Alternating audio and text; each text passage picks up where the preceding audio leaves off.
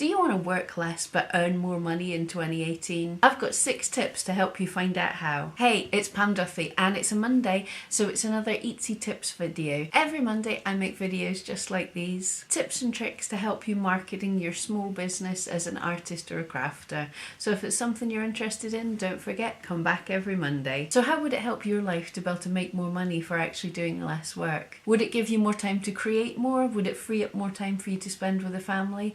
Or would it give you time to work on yourself and your other personal goals? Let me know in the comments below what you would like to do more of in 2018. So our 6 tips to earning more money. Tip number 1, prices. This is the simplest tip, but it is also the thing that people are most resistant to. Simply raising your prices can of course increase your revenue, but people are so concerned that it's going to scare off customers. So what I found when I increased my prices on Etsy was, yes, I had a small drop in the actual number of sales, but my revenue increased. So actually I was making more money for doing less work.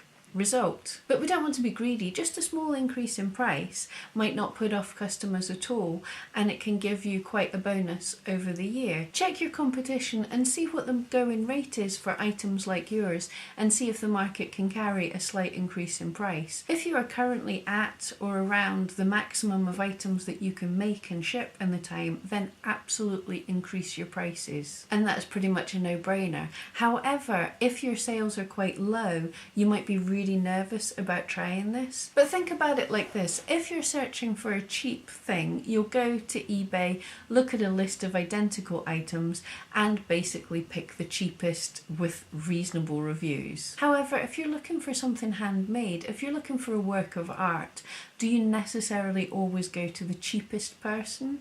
You might look at them and actually not value their work the same because it's cheaper. If you can afford it, you might be more attracted to slightly more expensive. And this is very much what I found. Many years ago I did my very first craft fair, and I was really nervous about taking my needle felted sculptures out there for the public to see, and so I priced them really low. Seriously, I had them all up for a £5 each, and they were doing really well, attracting a lot of attention, mainly from children. And I had one small boy run away and from the other side of the room grab his mother, drag her up to my stall and said, look at these small dogs, and he was so excited. Then the mother picked up one of my needle felted sculptures. This had taken me 3 to 4 hours to create. She kind of held it by an ear and looked disdainfully, and then dropped it back down and said, £5 for a toy, and walked off with her nose in the air. That was kind of crushing, I won't lie, that did hit me. But later when I thought about it, I thought to myself, did I actually want to work for 4 hours for £5 for that woman? Did I want her to have that item? And the answer was no, it simply wasn't worth my time. And not only that, because it was priced so low, although she thought it was overpriced, but because it was priced so low, she had no care for the item. If you'd walked into a shop and seen an item at £100, you would not just drop it back into the table, you would carefully hold it. And to my mind, that was the exact same thing. If someone had to save up a little bit to purchase one of my items, then they would put care into looking after them. It's not just going to lie on the floor in a children's bedroom, because that's not what it's for. So yeah, I put my prices up a wee bit. If I sell to less people, that's fine. I'm not a stack 'em high and sell them cheap. It takes time to make your work, so if you value it, other people will value it, so don't be afraid to stick your prices up that little bit. Step number 2, sell up. So what do I mean by this? This is simply, if someone messages you, don't be afraid to offer them more. So how you can do this is in the description of your listings. For example, if you have a hat that matches the scarf that they're looking at, in that listing say also have a link to the other item and say have a look at this to make a matching pair. If someone messages you asking about an item, you can also add that, have a look at this matching item. Or what I've been doing in the past, when people messaged me asking about custom dogs, I would talk about the small size sculpture. I would be too ashamed almost to talk about my larger sculptures. But now when someone contacts me, what I make sure and do is give them the choice of all 3, and I also go on to recommend what I think would be best. I'm not being greedy, I'm not saying the best thing would be buy the larger sculpture, because that doesn't suit all breeds of dogs. But quite often I believe my middle-sized sculpture would actually be a better fit for the breed of dog to get the level of detail that I would like to put in the sculpture to give the best sculpture possible. So I'll say, here is this one listing for the small size, bit about it. Here is this second listing for the medium size. This is the one I would recommend. And the third, here's the large listing. So I'm giving them choices, but I'm recommending a slightly more expensive item. Not simply because it's more expensive, but because I think it's better quality for them. Tip number 3.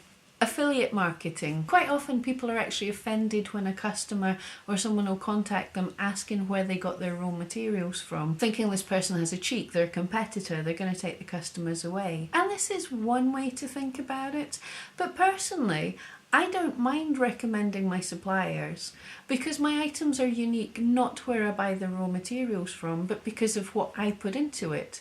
So I believe if the only uniqueness you have is where you buy something from, then you're not really creating, you're assembling, and you are open for competition. However, if what you make is unique, it will stand alone no matter how many competitors they are. So don't look at other people as competitors, but what you've got here is an opportunity to support the manufacturers that you like. Because at the end of the day, if they're not making sales, then they might end up having to close down and you'll have to find somewhere else. And if you're seen as an expert in the field, you can actually make a revenue from affiliate links. This is where you can get into some kind of an affiliate program. I'd recommend checking out Amazon affiliates. And this means if someone asks where you get your items from, or you could blog about it, or even set up a YouTube channel, and then you can recommend through these links other people's raw materials, and you get a small cut of the sales price just for recommending it. Tip number 4. Tutorials. Tutorials are a great example of what we call a scalable business, because this means once you've put the work in once, then it can continue to generate revenue for you with you doing nothing. You could make a PDF tutorial that you sell on your Etsy site. You could write a book or a blog post or even step-by-step video tutorials. And each of these can not only keep on driving revenue for years and years, but they can also make you become a more trusted authority on the subject you're on, and people are more likely to find you and buy you. So it's a double bonus. Tip 5. Merchandise. What you can do if you have beautiful pictures of your items, if you have artwork in their own right, you could look at how you can expand this range with things like prints or printing on t-shirts or mugs or anything like this. Etsy's connected up with Printful, so you could set up a store with Printful and just basically once you've uploaded your items, they can keep on selling them for you and you get a cut for yourself. So again, it's another scalable source of income. You only need to do the work once and hopefully the sales can keep coming in. And tip 6. I should only do 5 tips, but this is a bonus one. Tip 5 plus 1. Crowdfunding through a site like Patreon.